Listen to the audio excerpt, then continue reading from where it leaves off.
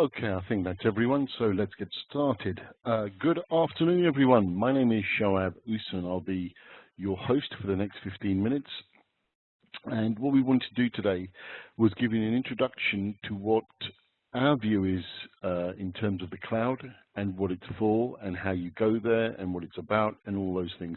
There will be a Q&A session at the end.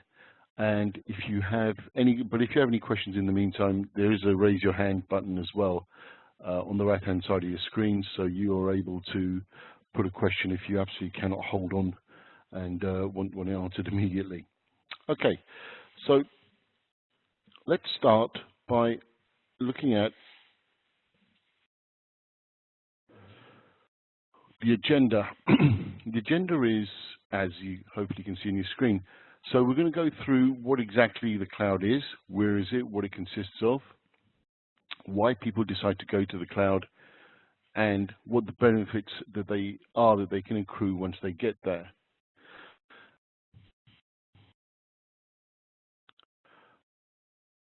What is the cloud? Well, the cloud is a fashionable term for some technology that in some way, shape or form has been around for the last 10 to 15 years, depending on who you speak to. And essentially, the cloud is a physical infrastructure of computers housed in data centers, which are basically large buildings with fire protection, security and access control and so on. And those computers are connected to the internet. Those computers can be accessed from everywhere and anywhere with the appropriate permissions.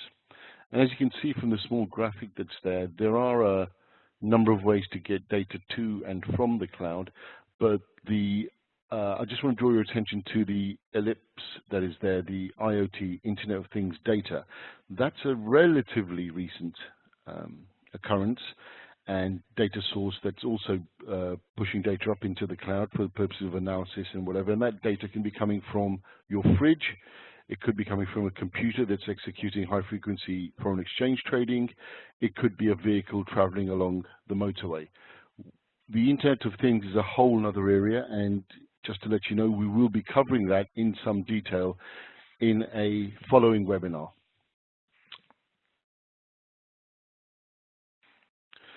So there are three basic types of cloud, and the public cloud is a service that you and I have been consuming, perhaps without knowing it, for quite a few years. These are resources such as storage and software applications that are available to anyone and everyone over the internet. That's public cloud, essentially. So an example of that would be Dropbox. Some of you may be using that. Some of you may be using Hotmail or Yahoo Mail or Gmail. These are all cloud applications. Private cloud is data applications and connectivity that are available on a proprietary architecture to a single organization. So your organization has a cloud presence, which is a server or a group of servers located in a data center somewhere on the internet, and you're consuming and utilizing services from those servers.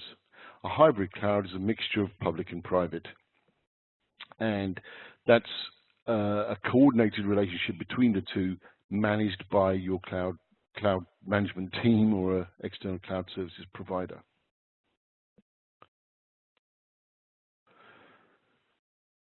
You can't talk about cloud without talking about the AAS element of it, so as a service. And there are three primary as a service elements that are consumed by users of cloud computing. The first and most popular is software as a service, and most software nowadays is delivered this way. It's a good example of that would be Office 365. And most other applications that your organization may be using, such as HR and CRM. These are per user licenses, and you can add and remove users as you need to. So, for example, a famous or a very popular software as a service application is Salesforce.com. And Salesforce.com, you can buy access to Salesforce.com and manage your customer relationships through Salesforce.com and your sales cycle and your sales funnel through Salesforce.com. on a per user basis, and they start at typically £9.99 per user per month. And that's an example. Office 365 is available on the same basis. Infrastructure as a service is computing and data storage services that are delivered over the internet. So you store your information and you store your applications on these servers and consume them as required over the internet. And that terminology, the infrastructure, is actually the telecommunications bandwidth, the storage, and the compute capability. Platform as a service is a bit specialist. It's more used by software organizations and smaller software companies, and they require the computing environment to develop their software and test it for cloud compliance. And it's also used by the larger organizations who have software development teams in-house. And that, I mean, you may have heard terms such as sandbox or test environment or test harness, and that's all done in the cloud as well. So it's removed from the actual live, what's called production environment that is being used and consumed by users on a daily basis. It's a safe environment where there's controlled access, and you can develop your application, develop modifications to that application, test it, and deploy it from there. If you've got a mobile phone, I guess the purpose of this particular slide is to just create a level of comfort, because even though cloud computing and managed cloud services have been around a while, some people don't actually know that they're using them. If you've got a mobile phone, you've been consuming cloud services without knowing it. Your voicemail is stored in the cloud. Your applications are stored in the cloud. You may be using things like mobile banking, Facebook, Twitter, and whatever. All of that is stored in the cloud, and it's accessed through what's called an app or a mobile app on your mobile device. So there should be a level of comfort in understanding that and seeing that actually something you've been using without even knowing it. And ideally, this actually brings forward another point where, in an ideal scenario, a user would be seeing the benefits of cloud computing and managed cloud without actually knowing that they're there.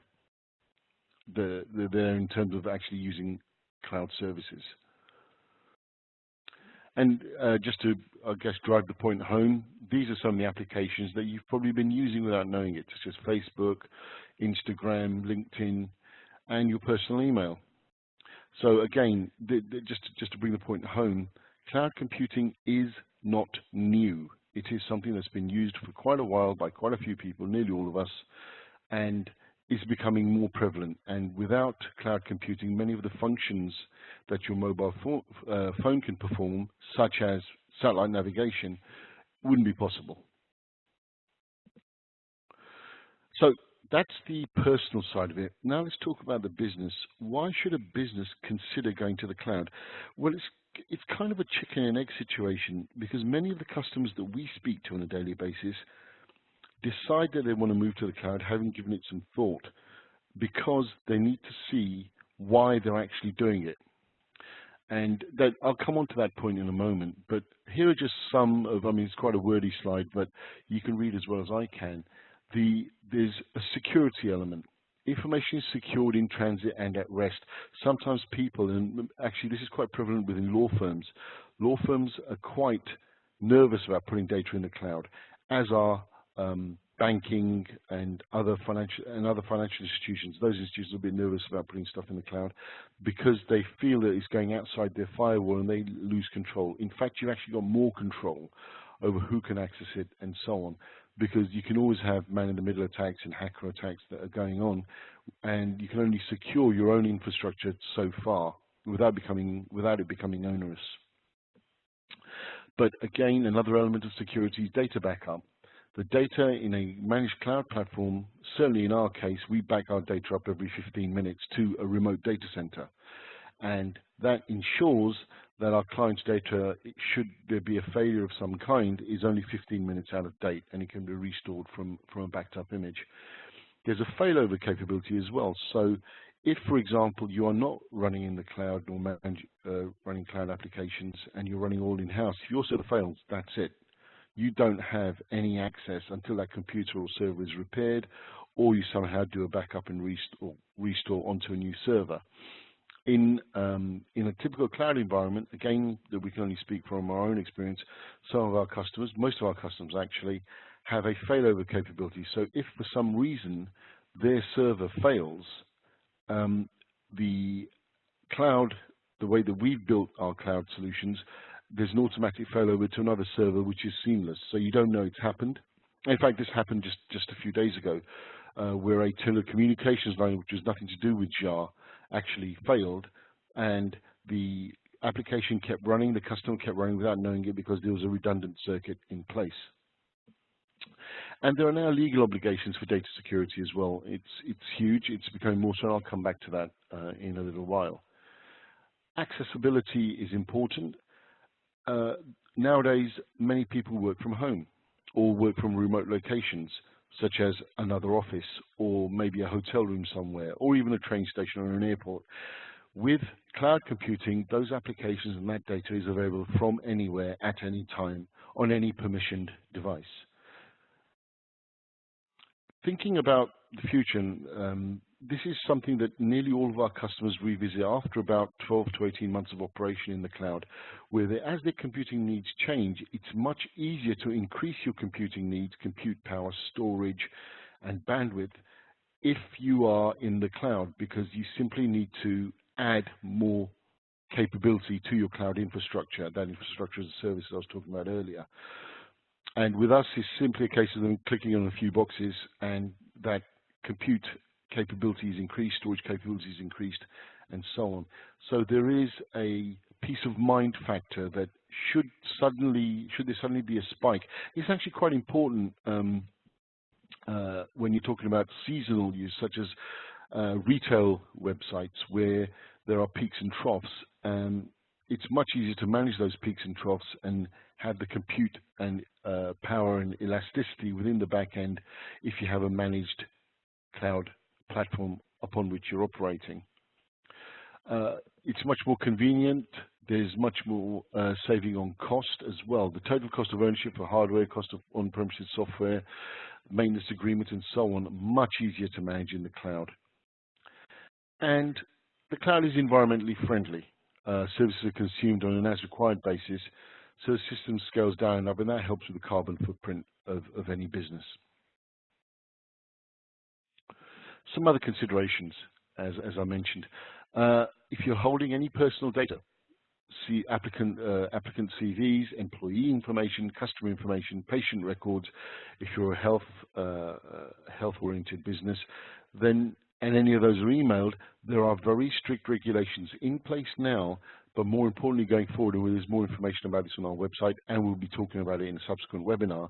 There is a new ruling coming into your Brexit or no Brexit. GDPR is going to affect everyone, and you have to be ready for that. It becomes active May 2018, and if you need to find out more about that, just contact us, drop us an email, go through our website, and we'll be happy to talk to you more about that particular element of data protection.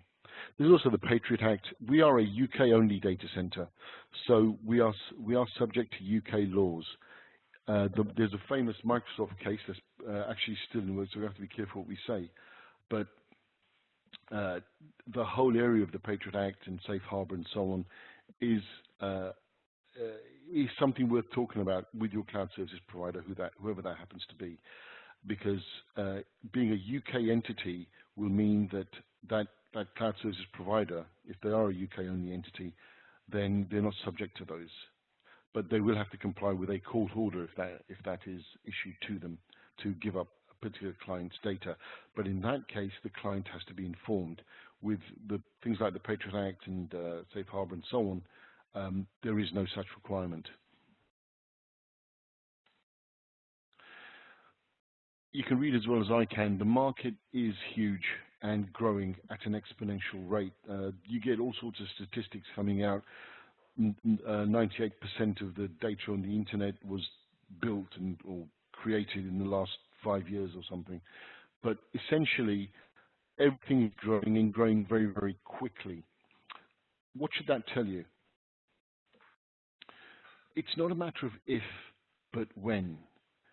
Most businesses now are in the cloud in some way, shape or form, even if it is just to have their email and Exchange server hosted on the internet. Having said that, it's not a rash decision. You should really think very carefully about how you move to the cloud and, more importantly, why. So let's just touch on that quickly. You should take baby steps. Understand why you want to move to the cloud. What's the problem or pain that you are experiencing that will be solved by moving your IT infrastructure to a managed cloud service? The other thing I'll advise, and I'll speak from personal experience, don't go all in. There was one government agency that moved their entire operation to the cloud. They did plan properly. There was a proper project put in place, and they tested everything, or so they thought, before they moved to the cloud. So people came in on Monday morning, and everything was in the cloud. I won't embarrass the vendor or the actual managed cloud services provider by naming them, but it was a big company that was managing this UK government agency's cloud infrastructure for them. What the staff found on Monday morning when they came in was everything was working normally right up until the point they wanted to print something. For some reason, none of the printers worked. They were not able to print a single document. And having contracts and various other compliancy documentation and so on, that was a need that was quite urgent. And being an ITIL implementation, it was lucky they were able to roll back to away from the cloud and back to their old infrastructure within, I think, half a day.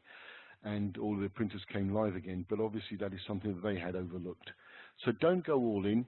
Move project by project. Usually, departmental functions. That's the way we've done it with our customers. Certain departments move to the cloud, and then there's a program behind that migrates the company to the cloud department or function by function. Add resources as required. Test them, make sure that they're working, and then roll them out into production. Because sometimes if you add another server, if you add more specifically another application without making sure that you've done the appropriate testing, it can cause problems.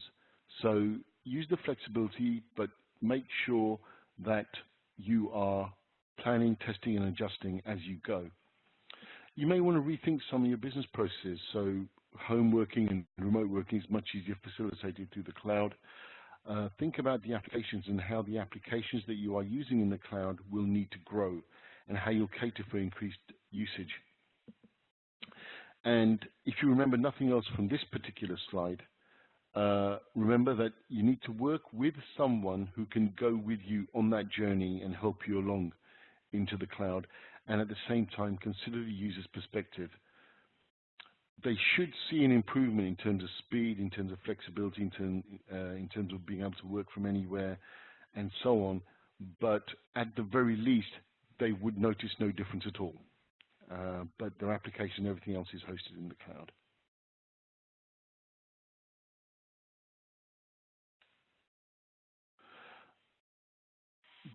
It's not all sunshine. It is a marriage of sorts, and you do need to consider this and cater for it. So technical issues with a cloud provider will impact you. There was a famous instance a few years ago of an entire data center, actually it was in Canada, that went offline, and something like 200, 250 different businesses that were highly transactional businesses that were hosted in that data center failed, weren't able to work, and there was a huge legal case as well. So there needs to be a good strategy in place that will automatically fail over to another data center, and backups can easily be restored. Interruptions with your internet service provider. That's the company who are providing the bandwidth into your building. It's your link to the cloud. It's the data highway that connects your business to the cloud. Any problems with that, and you're disconnected completely. So you do need to consider very carefully and have a backup plan for that, as in the example that I gave a little earlier about our customer losing connectivity between two of their data centers and having to switch over to a backup circuit. You are storing sensitive business data out on the internet. and you're entrusting that security to a third party, are they appropriately credentialed? That is a question that you should ask. Do they have the appropriate ISO certifications? If they have government customers that have the appropriate certifications, and if you're a government client, do those people have appropriate credentials to support you and give you comfort that they have your data safe? So, is it a must-do? Well, I think, as we said before, it's something that you should think very carefully about when you do choose to do it, and do it in a responsible, sustainable, consistent way with appropriate planning. And remember that one bullet point: do it with an organization. I'd love it if it was zsah, but if it isn't zsah, whoever it is, do it with an organization who can provide you with a clear journey map as to how you're going to move to the cloud, when, who's going to do it, what the desired outcomes are, and what the success criteria are for that particular project.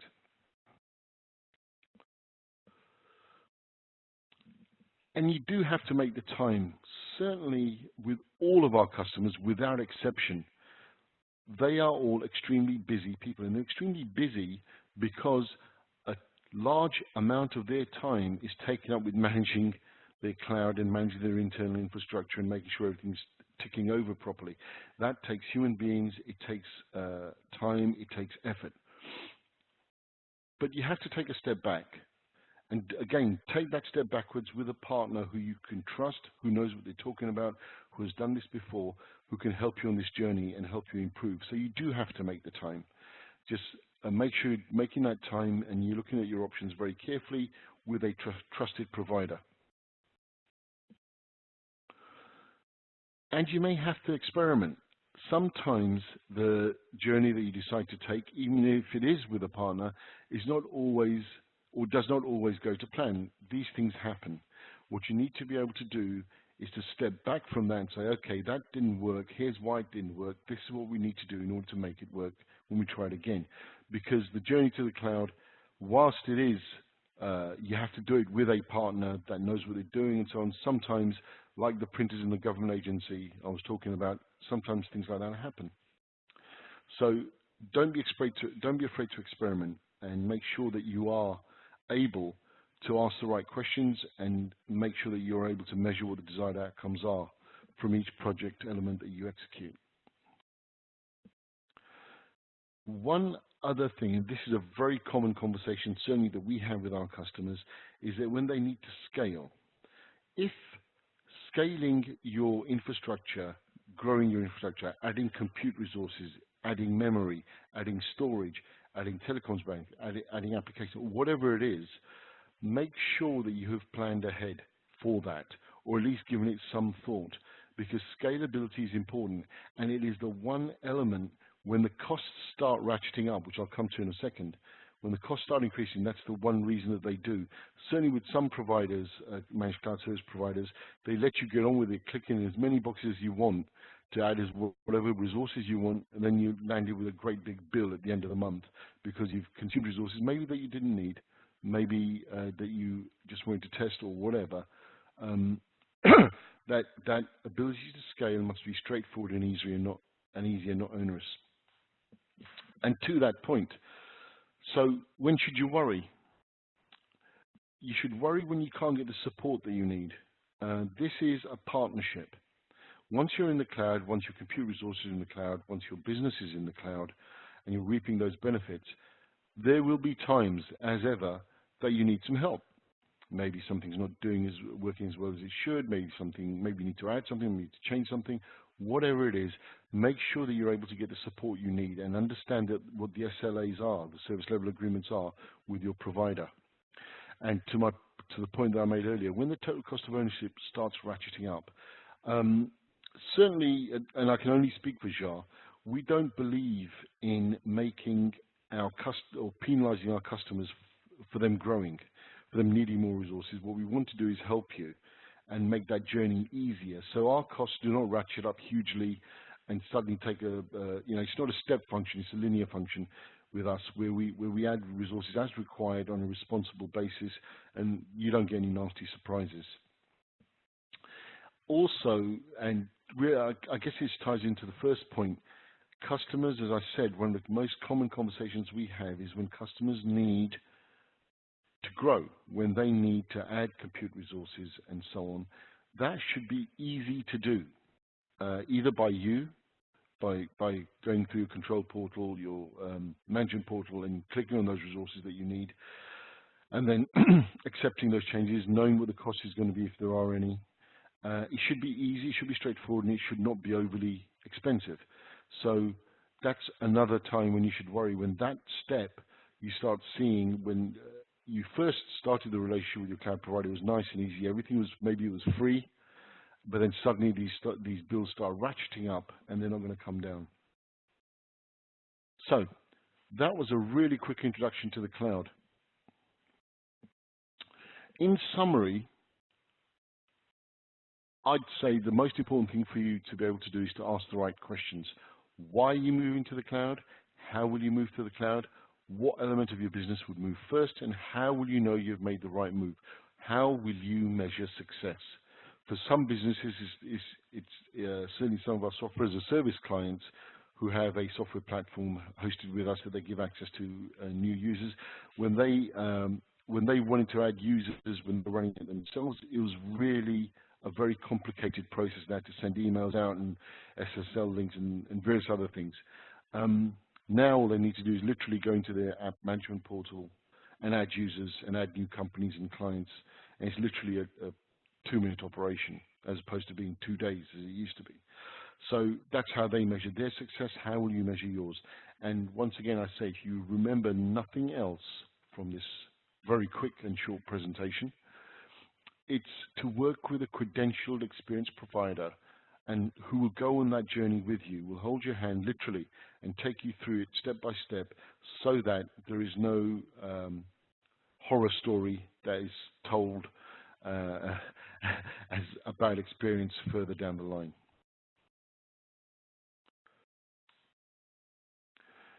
So that said, I hope that was useful for you. I want to draw your attention to a couple of things.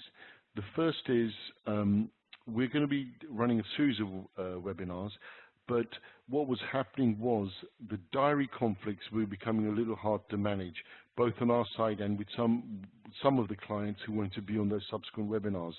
So what we're doing is, instead of having a fixed time, they will be downloadable.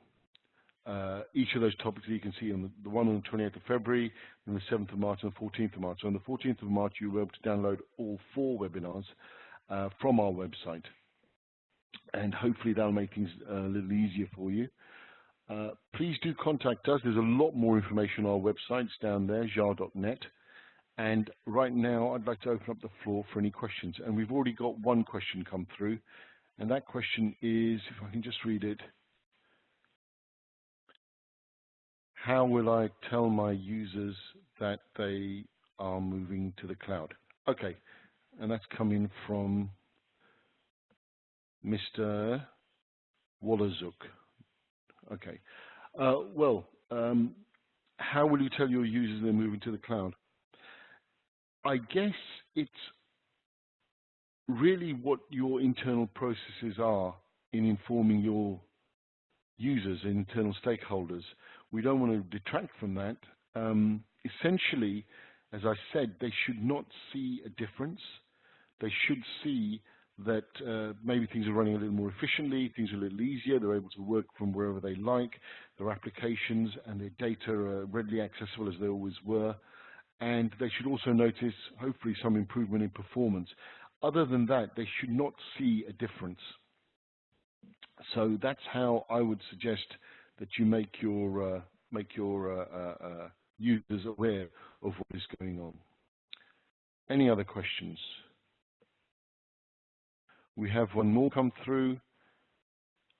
You talk about security. How do I make sure that my data is secure? Okay, that's a very common question. Security, we've got a whole webinar about security and compliance. Security is a very sensitive subject, understandably. We want, I guess what we want to do is to make our customers confident that their data is in safe hands and it's being backed up and it's not accessible by anyone who should not be able to access it. So our data centers are secure. There are all sorts of measures that we've put in place to ensure that, and kind of measures that you probably already have in place in your own data infrastructure, but we go further than that and make sure that the links between various servers, various locations are also secure, that data is backed up every 15 minutes, and at the same time is readily accessible when and if required. So security I mean, there's also, I mean, security, as I said, is a subject in itself, and we are covering that in a later webinar. But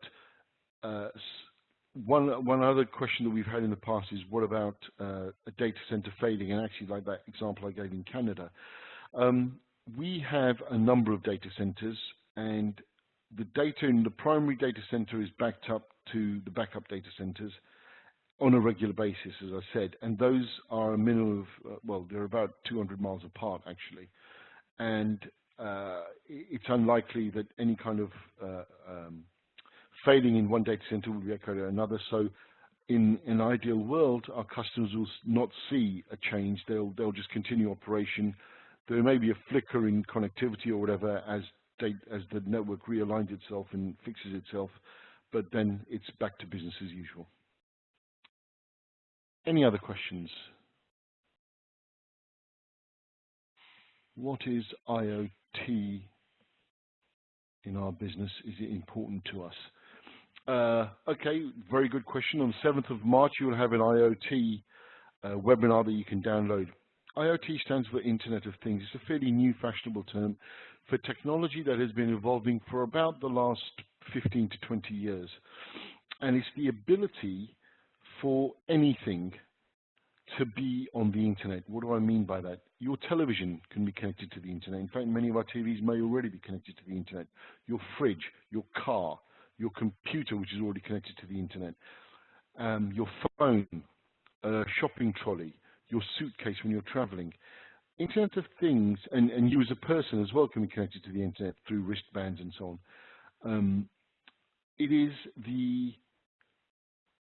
telemetry of data from an object. That object could be a human being or it could be a microwave oven, being fed up into the cloud for the purposes of monitoring, for the purposes of analysis, and for the purposes of control. And those are the three areas that will be talked about in IoT. It's not always relevant to all businesses, but as businesses become smarter, as cities become smarter, as devices become smarter, everything is going to connect to the internet in some way, shape, or form for the purpose of making that thing more accessible, more controllable, and so that thing can be monitored for proper operation. But I won't say any more than that. I'm going to leave that to the IoT. And those two terms that you're seeing on the screen now, IoT and big data, they're sort of interchangeable in as much as they kind of go together. When you gather data from things that are connected to the internet, it's analyzed in some way, and that generates a lot of data, hence the term big data, which in itself is a new fashionable term, which again we'll be covering. Any other questions? No? Okay. I will then conclude the webinar at that point. I hope you've enjoyed it. I hope it's been useful. If you have any further questions, please feel free to email me. My email address is up there, shoaib.oosman@jar.net. And we'll see you on the 28th of February. Thanks and have a great day.